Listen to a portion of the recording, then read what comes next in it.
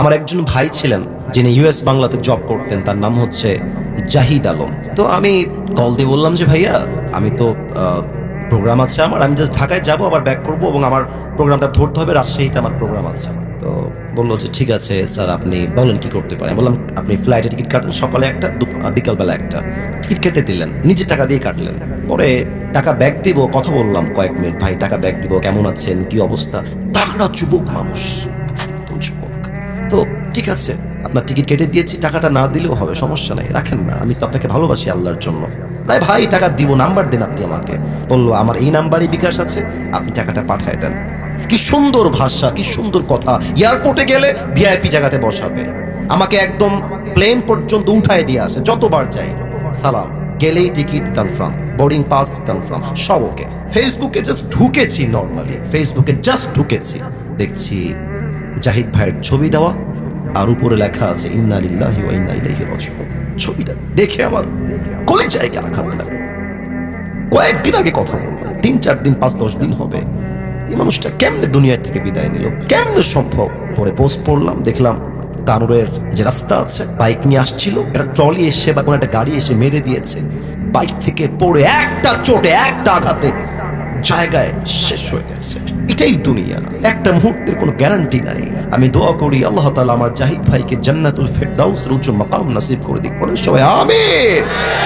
অতএব মাথায় রাখবেন, লাশ যখন দুনিয়ায় পড়ে থাকবে আপনার নামে মসজিদের মাইকে এলান হয়ে যাবে। যখন লাশ আপনার কবরে রাখা হবে, এটা প্রশ্ন করবো সবাইকে, উত্তর 95% পিপল রং দিবেন, ভুল দিবেন। তাই একটু ভেবে না, একটু ভেবে উত্তর দেন। বলেন তো কবরের প্রশ্ন হবে মোট কয়টা? না 3টা না 4টা। মাশাআল্লাহ, অ্যাপ্রিশিয়েটেড, অ্যামেজিংলি অ্যাপ্রিশিয়েটেড, খুব ভালো বলেছো। মোট প্রশ্ন হবে 4টা। আমি বলবো, আমি কাউকে বাধাতে আসি নাই, অসম্মান করতে আসি নাই। বলেন সবাই, নগর ভাইরা, কবরের মোট প্রশ্ন হবে কয়টা? 1, আমি প্রশ্ন করব, আপনারা আমাকে উত্তর দিবেন। প্রথম প্রশ্ন, মার রব্বুক, তোমার রব কে? মাশাআল্লাহ, আরেকবার আওয়াজ দিয়ে বলেন সবাই, আমাদের রব একজন, তিনি কে? আল্লাহ আমার রব, এই রবই আমার সব, দমে দমে তনু মনে তারি অনুভব। তোমার দুনিয়াতে আমি যেদিকে তাকাই, অথই নিয়ামতে ডুবে আছি সবাই। পাখপাখালির কণ্ঠে শুনি তাসবি কল রব, তাসবি কল রব, আল্লাহ আমার রব, এই রবই আমার সব। বলেন সবাই, রব কে?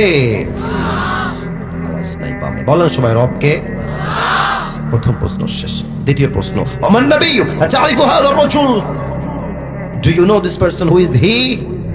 তুমি কি মানুষটাকে চেনো? এই মানুষ তোমার কে হয়? সবাই উত্তর দিতে পারবে না। না, সবাই পারবে না, অসম্ভব, সবাই পারবে না। আচ্ছা, একটু এটা হটাই। এবার এটা আমার মুখে কি? আপনারা সবাই বলবেন, যারা দেখছেন না, বলেন এটা আমার মুখে কি? জাস্ট দেখানোর জন্য মাইকটা হটাইছি। আচ্ছা, আমাকে মন থেকেই বলবেন। আপনার আমাকে ভুয়া বলার কোনো প্রয়োজন নাই, মন থেকে যা আসবে তাই। দাড়ি থেকে আমাকে আনস্মার্ট লাগছে না স্মার্ট লাগছে? অসুন্দর লাগছে না সুন্দর লাগছে? বলেন তো, আমার নবীর মুখে লম্বা লম্বা দাড়ি ছিল কি ছিল না? আমার নবীর মতো এত সুন্দর মানুষ সেকেন্ড কেউ পৃথিবীতে আর কেউ কি হতে পারে?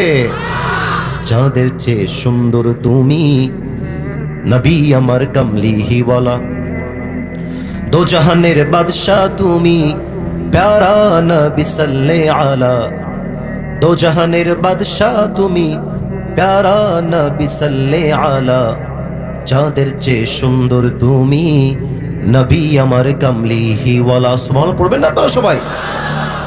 আমার নবী যদি দাঁড়িয়ে রেখে সুন্দর হতে পারে, আমরাও কি সুন্দর হতে চাই না? আমি জানি তোমার দাড়ি নাই, তুমি লজ্জা পাচ্ছ, লজ্জা নাই, বলো আমরা সবাই সুন্দর হতে চাই না? আমরা সবাই বীর বাহাদুর হতে চাই না? নিয়ত করেন যে আজ থেকে আমরা সবাই মিলে চাপ দাড়ি রেখে দেবো। বলেন সবাই ইনশাআল্লাহ। 3 নাম্বার প্রশ্ন, ওয়ামা দ্বীন, আমাদের ধর্মের নাম কি? 3টাই শেষ। ফেরেশতা বলবে কি ব্যাপার, তুমি তো একটাও আটকাও না ভাই, ব্যাপার স্যাপার কি? এত কিছু শিখেছো কই থেকে? ওমা ইলমু, তোমার জ্ঞানের উৎস কোথায়? মাশাআল্লাহ, আরেকবার জবান খুলে, জ্ঞানের উৎস কোথায়? আল্লাহ বলবে, এই ফেরেশতা আর কত? স্টপ, কিফ, থামো। আমার বান্দা প্রত্যেকটা উত্তর দিয়ে ফেলেছে। যাও, আমার বান্দার কবরটাকে তোমরা এখনই জান্নাতের বাগান বানিয়ে দাও। আর একটু জোরে বলুন সবাই সুবহানাল্লাহ।